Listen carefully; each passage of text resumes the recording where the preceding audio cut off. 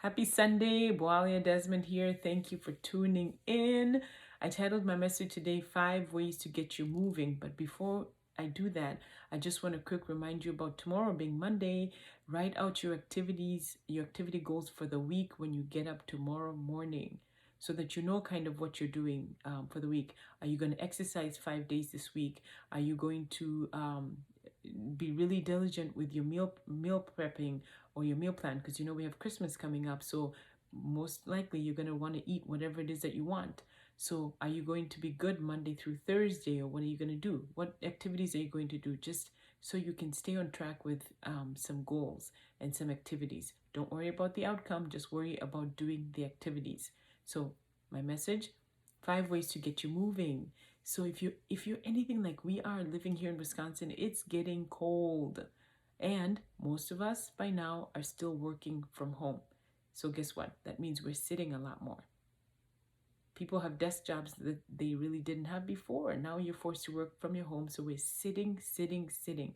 And we want to get moving because sitting jobs can get dangerous for our health. So what are the ways that you can get moving? Number one, just focus on being able to get up and doing something. So when I attended a virtual event with Rachel Hollis this year, and they had a theme song. So maybe you can come up with a theme song so that every time that you play that, set it on a timer, that every time you hear that song, you gotta pop right out of your chair and you can just do some sort of activity, whether it's jumping up and down or just moving from side to side, or even just doing the steps, doing something that's gonna get you moving for at least a minute. When you hear that song, it's time for you to pop up and be reminded that you've been sitting too long. Number two, a 15-minute walk on your lunch break or your regular breaks. Those breaks are designed for you to leave your desk and get away for a minute, for a little bit of time. Number one, it refreshes you, right? You're going to feel a little bit more refreshed. You're going to have the energy back and you're just going to feel that much more better. So for those of you that have pets, don't just let the pet out. Get out there and walk the dog or walk the, whatever pet you've got. Walk the pet. Don't just let them out. It gets harder to want to go out when it's getting colder for us here, but get out, do something for 15 minutes. If you have a treadmill, get on that treadmill for 15 minutes. If you have a bike, get on that bike for 15 minutes, but get some activity going for you. And then number three, keep your water bottle by your desk. Guess what this forces you to do? It forces you to drink that water instead of just looking at it, and then you're going to be forced to go to the bathroom because you're going to need to. You're going to need to go to the bathroom, but that's movement. So every time that you keep up with your water intake, it's going to force you to get to the bathroom. And you know what I found a little bit easier is using a straw. When you drink through your straw, somehow you get that water in, and you just are going to stay hydrated and you're going to feel better. And this actually has been one of the really positive things about me donating plasma, is that I have to be hydrated. So on the days that I'm not donating, I do a gallon a day, and then on the days that I'm donating, I pump it up to a gallon and a half, because honestly the donation goes that much smoother. Otherwise it's kind of slow. But so drink your water, but keep it by your desk so that you're forced to go to the bathroom. And then number four, an exercise ball underneath your desk, so you can swap it out between your chair and your exercise ball.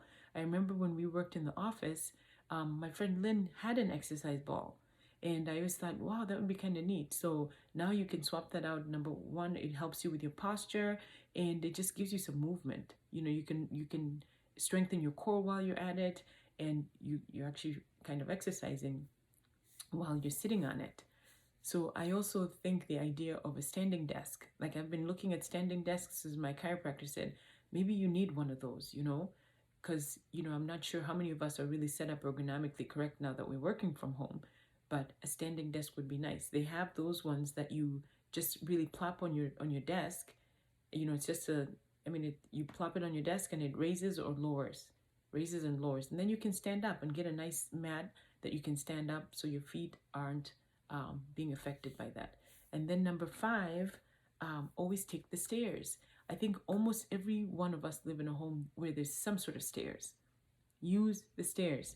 So anytime that you're taking that little break, or you just need to stretch, take the stairs. I read up in an article called Change That Up, and it talked about burning an extra 200 to 300 calories by you doing a bunch of stairs throughout the day, which most of us can get up every 45 minutes. But if you take your breaks and your lunches and you actually just run up and down those steps or walk up and down those steps, it gives you something to do, and you're burning some calories because you're moving. So whatever it is that you're doing, please make a conscious decision. Put that on your activity goal, that you're going to either do the steps, drink more water, you're going to take up one of these things that I just talked about, so that you can improve your health and you can stay active, because it is important that we get moving and we stay moving, especially during this time when we have a lot of sitting jobs. So I thank you for tuning in, and I will see you tomorrow.